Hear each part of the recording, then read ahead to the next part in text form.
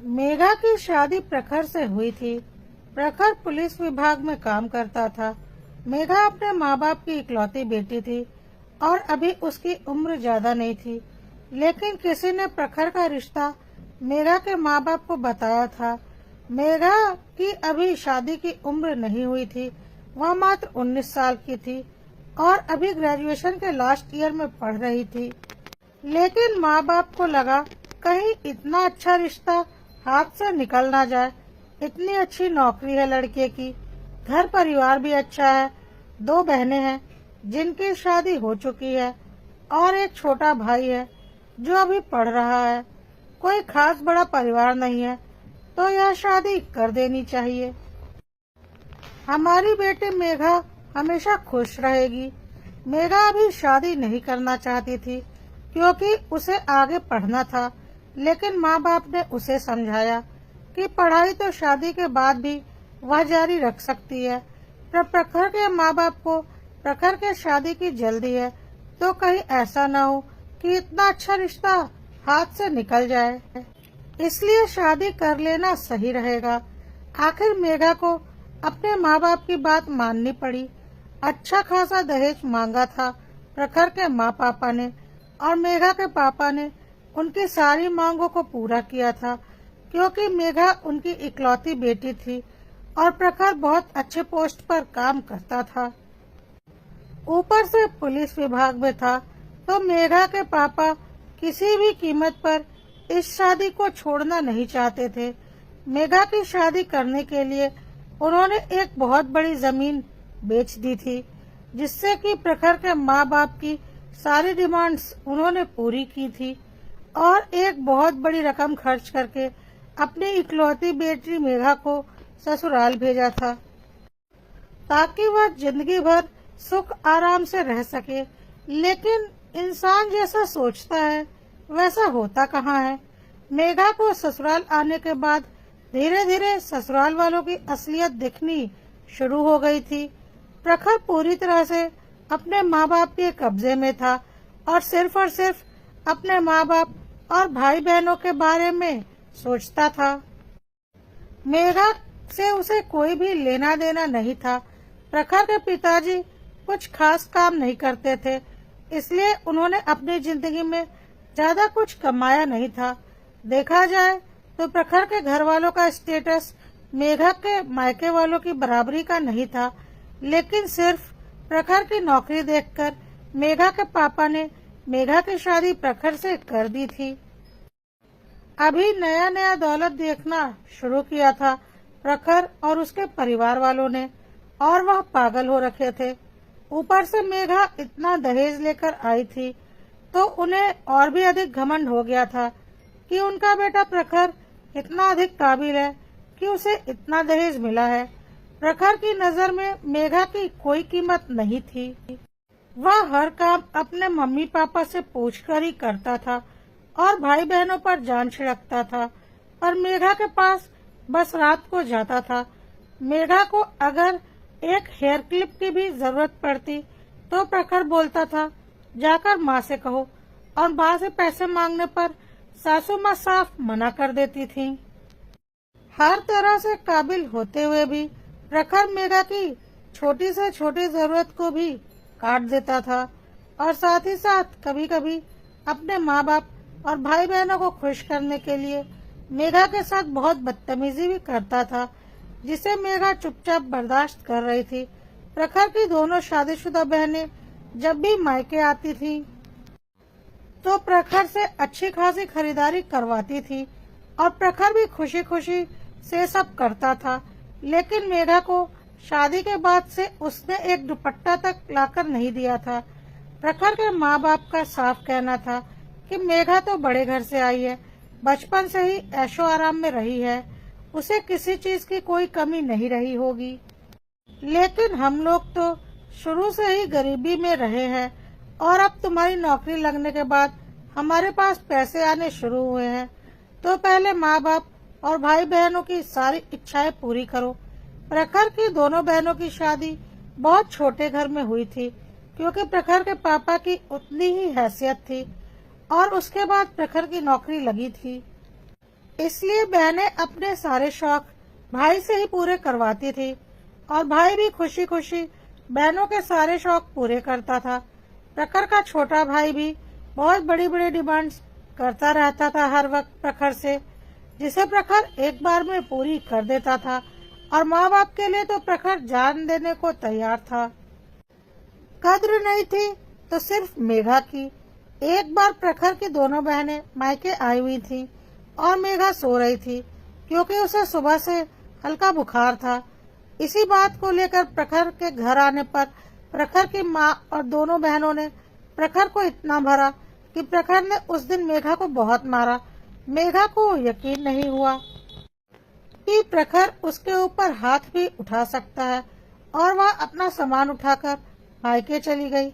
लेकिन प्रखर पुलिस विभाग में था और उसने पूरा फायदा इस बात का उठाया। उसने मेघा के पापा को फोन करके बोल दिया कि गलती से भी मेरे खिलाफ रिपोर्ट लिखवाने की कोशिश मत कीजिएगा, नहीं तो आपको और आपके पूरे परिवार को ऐसे केस में फंसा दूंगा कि जिंदगी भर जमानत भी नहीं होगी। और सच में प्रखर बहुत ही बदतमीज था। मेघा के पापा ने लाख कोशिश की लेकिन पुलिस वालों ने उनकी रिपोर्ट भी नहीं लिखी। कुछ दिनों के बाद प्रखर ने फोन करके मेघा को अच्छे से धमकाया। तुम्हें तो पता है ना कि मैं पुलिस विभाग में हूँ और अच्छी पोस्ट पर हूँ। तुम्हारे घर वाले मेरा कुछ नहीं बिगाड़ सकते और अगर तुम सोच रही हो कि मुझसे पीछा छुड़ा लोगी तो ऐसा कुछ नहीं होने वाला। तो भलाई इसी में है कि चुपचाप घर आ जाओ और अपना घर संभालो और अगर अपने घर वालों की भलाई चाहती हो तो चुपचाप अपने घर आ जाओ, नहीं तो मैं तुम्हारे पापा और भाई दोनों को किसी न किसी केस में फंसाकर अंदर करवा दूंगा और फिर तुम और तुम्हारी मम्मी रोते रहना, कोई सुनवाई नहीं होगी। मेघा को पता था कि प्रखर बहुत ही बदतमीज किस्म का इंसान है और वह उसके जाल में बुरी तरह से फंस चुकी है। वह ससुराल जाने को तैयार हो गई क्योंकि वह नहीं चाहती थी कि उसकी वजह से उसके मायके पर कोई मुसीबत आए। मेघा के पापा मम्मी को आज अपनी गलती का एहसास हो रहा था कि प्रखर की नौकरी देखकर उन्होंने जल्दी जल्दी में मेघा की शादी कर दी। हमेशा बराबरी वालों में ही शादी करनी चाहिए। प्रखर के साथ शादी करके मेघा की जिंदगी बर्बाद हो चुकी थी। यह बात वह बहुत अच्छे से समझ चुके थे। मेघा के पापा ने बोला, बेटा उसकी धमकी को किनारे कर, मैं तेरा तलाक करवाता हूँ, दूसरी शादी करवाऊंगा तेरी मैं, मत जा वहाँ, मैं अपनी गलती मानता हूँ। लेकिन मेघा ने बोला, पापा अब जो हो गया उसे बदला तो नहीं जा सकता और मैं नहीं चाहती कि आप लोगों के ऊपर कोई मुसीबत आए। आपने तो मेरा भला ही चाहा था पर मेरे नसीब में यही लिखा था, तो क्या कर सकते हैं। कहकर मेघा अपने ससुराल चली गई। प्रखर अब और भी ज्यादा बदतमीज हो चुका था क्योंकि उसने देखा उससे डरकर मेघा घर वापस आ गई है। अब तो प्रखर और उसके घर वाले मेघा और उसके घर वालों पर और भी अधिक हावी हो गए। मेघा की जिंदगी बहुत मुश्किल होती जा रही थी। नौकरों से भी बुरी स्थिति थी उसकी अपने घर में और प्रखर तो बस बात बात पर अब उसके ऊपर हाथ उठाता था। उसके सास ससुर देवर ननद सब मजे की जिंदगी जीते थे लेकिन प्रखर के लिए मात्र वह एक नौकरानी थी और उसके जिस्म की भूख मिटाने वाली एक शरीर, उससे अधिक कुछ भी नहीं। मेघा को समझ में नहीं आ रहा था कि वह क्या करे। कभी कभी मेघा का दिल करता था कि वह आत्महत्या कर ले क्योंकि उसके पास कोई चारा नहीं बचा था। प्रखर उसे किसी भी कीमत पर छोड़ेगा नहीं और प्रखर का सामना वह कर नहीं सकती थी क्योंकि उसने हर जगह अपनी पहुंच बना रखी थी। इसी तरह से मेघा की शादी को 2 साल बीत चुके थे लेकिन मेघा की स्थिति जस की तस बनी हुई थी। प्रखर के घर वाले एक किराए के मकान में रहते थे क्योंकि प्रखर के पिताजी की कुछ खास कमाई नहीं थी तो वह अपना घर कभी नहीं बना पाए थे और प्रखर की अभी कुछ सालों पहले ही नौकरी लगी थी तो अब वह घर खरीदने की सोच रहा था। यह किराए का घर भी प्रखर ने ही अपनी नौकरी के बाद लिया था जो कि काफी बड़ा था। और इसका किराया 25,000 रुपये महीना था। पुलिस विभाग की कमाई के बारे में हर कोई जानता ही है। प्रखर भी गलत काम करने से बाज नहीं आता था और अच्छी खासी कमाई करता था। इसलिए अब वह घर खरीदने की सोच रहा था। जिस घर को प्रखर ने किराए पर ले रखा था वह उसी घर को खरीदने की सोच रहा था। काफी बड़ा घर था। पैसों का इंतजाम प्रखर ने कर लिया था। करीब 1 करोड़ रुपए का घर था, लेकिन प्रखर ने इतने ही कम समय की नौकरी में अपने गलत कामों के जरिए काफी पैसा कमा लिया था, जिसका कि उसके माँ बाप भी पूरा समर्थन करते थे। प्रखर को पता था कि घर अगर प्रखर अपने नाम पर लेगा तो वह फंस सकता है कि उसके पास इतने पैसे कहाँ से आए। इसलिए प्रखर ने घर अपने माँ पापा के नाम पर लेने को सोचा। हालांकि मेघा उसकी पत्नी थी, वह चाहता तो मेघा के नाम पर भी घर ले सकता था, पर मेघा का उसके जीवन में कोई मोल ही नहीं था। इसलिए प्रखर ने घर अपने माँ पापा के नाम पर ही लेना तय किया था, जिससे कि उसके माँ पापा भी बहुत खुश थे और साथ ही साथ भाई बहन भी, क्योंकि घर माँ पापा के नाम पर रहता तो सबका हक उस पर रहता। प्रखर के लिए तो सब अपने ही थे सिवाय मेघा के। मेघा अंदर ही अंदर बुरी तरह से टूट चुकी थी और उसे पता था इसी तरह की जिंदगी चलती रही तो वह ज्यादा दिनों तक जिंदा नहीं रह पाएगी। मेघा के माँ पापा भी अपने नसीबों पर रोते थे और चाहकर भी अपनी बेटी की मदद नहीं कर पाते थे। खैर, प्रखर घर की कीमत अदा कर चुका था और घर की रजिस्ट्री होनी थी प्रखर के माँ पापा के नाम पर।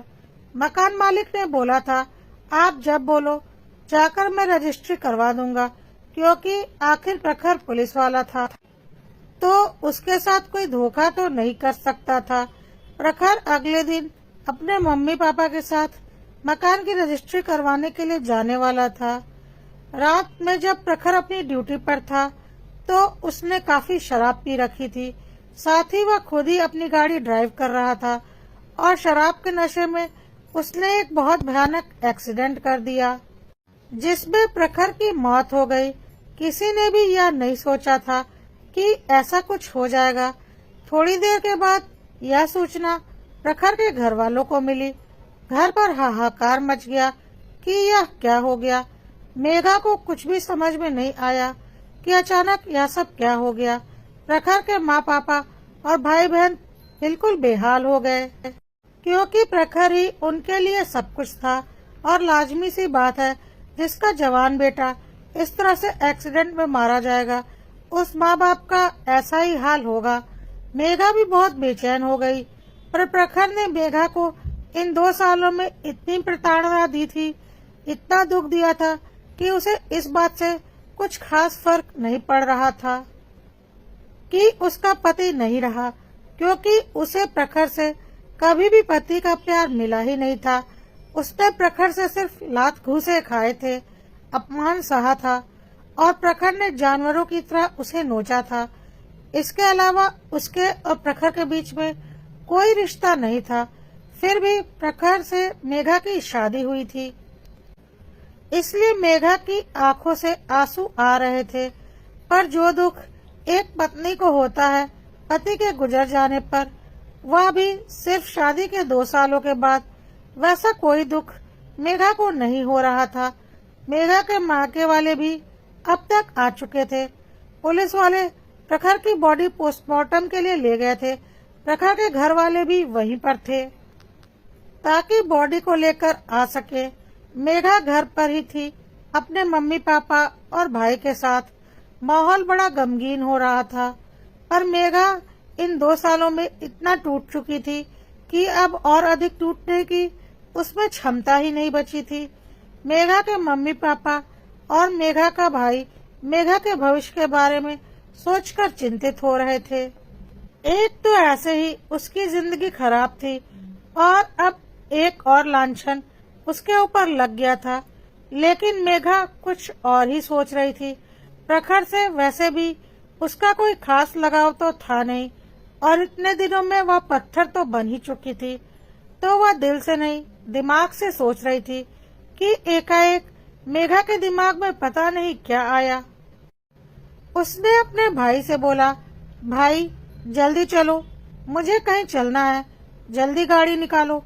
और मेघा ने जल्दी जल्दी अपने सारे डॉक्यूमेंट्स, पैन कार्ड, आधार कार्ड वगैरह निकालना शुरू कर दिया। मेघा के भाई ने बोला, क्या हो गया मेघा, तुम ऐसा क्यों बोल रही हो, तुम्हें कहाँ जाना है? मेघा ने बोला, वक्त नहीं है भाई, बस जहाँ मैं बोल रही हूँ, जल्दी चलो। मेघा के भाई ने गाड़ी निकाली और मेघा भाई के साथ गाड़ी पर बैठकर मकान मालिक के घर की तरफ चल पड़ी। मकान मालिक के घर पहुंचकर मेघा ने बहुत ही सामान्य तरीके से मकान मालिक से बात की और बोला, आज घर की रजिस्ट्री होनी थी।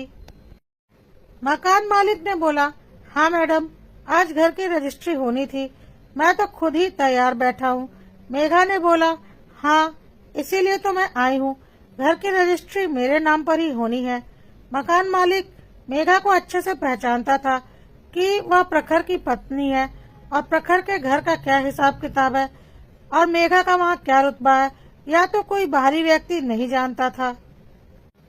मकान मालिक को लगा कि प्रखर अपनी पत्नी के नाम पर घर लेना चाहता होगा। मकान मालिक ने बोला, हाँ प्रखर जी ने पेमेंट तो पूरी कर दी, बस रजिस्ट्री करनी बाकी है, तो चलिए वह काम भी निपटा देते हैं। और मेघा कोर्ट चली गई और उसने मकान की रजिस्ट्री अपने नाम पर करवा ली और घर के कागज लेकर वापस घर आ गई। थोड़ी देर के बाद उसके ससुराल वाले भी प्रखर की बॉडी लेकर आ चुके थे और उसका अंतिम संस्कार हो गया। प्रखर की सारी अंतिम क्रिया निबट जाने के बाद मेघा के ससुराल वालों ने फिर से अपनी असलियत दिखानी शुरू कर दी। मेघा की सासू माँ ने बोला, डायन खा गई ना मेरे बेटे को, अब यहाँ किस लिए रुकी हुई है, चल निकल मेरे घर से, तुझे तो मैं एक पल भी अब इस घर में रुकने नहीं दूंगी। अब जब मेरा बेटा ही नहीं रहा तो तू इस घर में रहकर क्या करेगी, जाकर मर जहाँ भी मरना है। इतने दिनों में मेघा ने कुछ बोला नहीं था तो मेघा के ससुराल वालों को लग रहा था कि वह धक्के मारकर आराम से मेघा को घर से बाहर निकाल देंगे और प्रखर की नौकरी उसके भाई को दिलवा देंगे। लेकिन मेघा इतनी पागल नहीं थी। उसने अपनी सास को जोर का धक्का दिया और बोला, बुढ़िया अपनी जुबान बंद कर, बहुत सहली तेरी हेकड़ी तेरे उस कमीने बेटे की वजह से, लेकिन तेरा वह कुकर्मी बेटा जिसने मेरी जिंदगी खराब की थी, अब वह इस दुनिया में नहीं है, तो उसका भूत आकर तेरी मदद करने वाला नहीं। मेघा के ससुर जी ने बोला, बहू तुझे शर्म नहीं आती अपने दिवंगत पति के लिए ऐसे शब्दों का इस्तेमाल करते हुए? मेघा जोर जोर से हंसने लगी और बोली, पति या पति क्या होता है, मैंने तो कभी जाना ही नहीं कि पति पत्नी का रिश्ता क्या होता है। बस सामाजिक रूप से हम पति पत्नी थे। मैं तो प्रखर को बस एक राक्षस के रूप में जानती थी जिसने मेरी जिंदगी खराब करके रखी हुई थी, और अब जब मुझे पता है कि वह राक्षस मेरी जिंदगी से दूर जा चुका है और जब वह राक्षस ही नहीं रहा तो उसके रिश्तेदारों से मुझे क्या लेना देना। इस पर प्रखर के दोनों बहनों और भाई ने कहा, हाँ तो अपने मम्मी पापा के साथ चली जाओ ना, तुम्हें यहाँ पर रोका किसने है, अब भैया तो रहे नहीं तो यहाँ रहकर तुम क्या करोगी, निकलो इस घर से। मेघा फिर जोर जोर से हंसने लगी और बोली, इस घर से मैं नहीं तुम लोग निकलोगे, क्योंकि यह घर मेरा है, इसे मेरे पति ने अपने पैसों से खरीदा था और इस घर की मालकिन अब मैं हूँ, तो अपना बोरिया बिस्तर समेटो और इस घर से तुरंत बाहर निकलो। यह सब सुनकर प्रखर के घर वालों को बहुत हैरानी हुई। उन्होंने तुरंत मकान मालिक को फोन किया और उससे बोला, हमें तुरंत मकान की रजिस्ट्री करवानी है। मकान मालिक ने बोला, जी आप यह क्या बोल रहे हैं, मकान की रजिस्ट्री तो आज से 15 दिन पहले ही हो चुकी है, मकान तो मैंने आपकी बहू के नाम पर कर दिया है। अब तो प्रखर के घर वालों की हालत खराब हो गई। मेघा हंसने लगी, बोली, अब यह मेरा घर है, इसकी मालकिन मैं हूँ और इस घर में कौन रहेगा कौन नहीं रहेगा इसका फैसला भी मैं ही करूँगी। तो तुरंत का तुरंत अपना सामान समेटो और इस घर से बाहर निकलो, नहीं तो मैं धक्के मारकर बाहर निकलवाने में देर नहीं करूंगी। और हाँ, बहुत अच्छे से पता है तुम्हारे छोटे बेटे की नजर मेरे पति की नौकरी पर है, लेकिन इतनी बेवकूफ नहीं हूँ मैं। वह मेरे पति की नौकरी है और उस राक्षस पति की जिसके मैंने लात घूसे खाए हैं, जिससे मैंने अपमान सहा है, तो वह नौकरी तो मुझे ही मिलेगी। तुम लोग अपना इंतजाम कहीं और कर लो। अब जब प्रखर के घर वाले समझ चुके थे कि उनके हाथ से सब कुछ निकल चुका है, तो उन्होंने अपना रंग बदल लिया और प्रखर के पिता ने बोला, बहू तुम ऐसा कैसे कर सकती हो? हम तुम्हारे पति के माँ बाप हैं। लेकिन मेघा अब किसी इमोशनल ड्रामे में नहीं आने वाली थी। इतने दिनों में वह पत्थर बन चुकी थी। उसने बोला, जब पति ही नहीं रहा तो उसके माँ बाप का क्या मैं अचार डालूंगी? चल निकल यहाँ से।